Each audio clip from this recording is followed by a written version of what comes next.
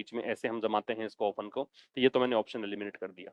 बचे हुए ऑप्शंस में बट, वेयर एज और वाइल। वेयर एज जनरली जबकि के अर्थ में आता है, ठीक है, लेकिन शुरुआत में सेंटेंस के आमतौर पर नहीं देखने को मिलता। यहाँ पे वो शब्द सही रहेगा जिसका मतलब है यद्यपि, है ना। तो यद्यपि जो विपक्ष है उसने दावा किया है कि मतदाता सूची को लेकर बहुत गंभीर यहाँ पे इश्यूज हैं पूरे देश भर में, फिर भी ऐसा कोई सेंटेंस चाहिए। तो वेयर एज से वो काम चलेगा नहीं। बट लेकिन का मीनिंग देता है काम चलेगा नहीं, तो वाइल का मतलब यद्यपि होता है, तो वाइल आप आंसर कर देंगे, ठीक है। अब कह रहा है कि कोई क्लियर कट एविडेंस नहीं है, तो this is no clear cut आ सकता है क्या? दिस से तो फिर ये सेंटेंस जुड़ेगा ही नहीं ना, फिर तो एक नया सेंटेंस स्टार्ट हो गया। ये कोई क्लियर कट सबूत नहीं है, ऐसी बात नहीं कर रहा है।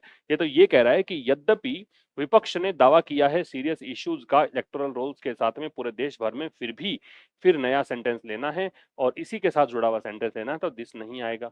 हेयर से सेंटेंस स्टार्ट नहीं करेंगे, ठीक है। देयर और हाउएवर, हाउएवर हालांकि, है ना, ये तो विपरीत वाक्यों के लिए जोड़ने में आता है, और यहाँ पे हाउएवर से मतलब नहीं है, क्योंकि आपने यद्यपि जोड़ ही दिया, तो फिर यहाँ पे हाउ एवर से मतलब होगा नहीं। तो क्या आएगा? देयर।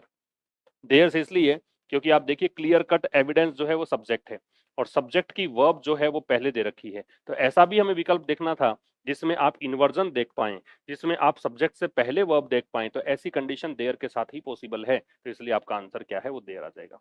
तो कोई क्लियर कट एविडेंस नहीं है। एज यट मतलब अंटिल नाउ, अभी तक। किस चीज का? फ्रॉडुलेंट मतलब जालसाजी भरा, धोखाधड़ी पूर्ण।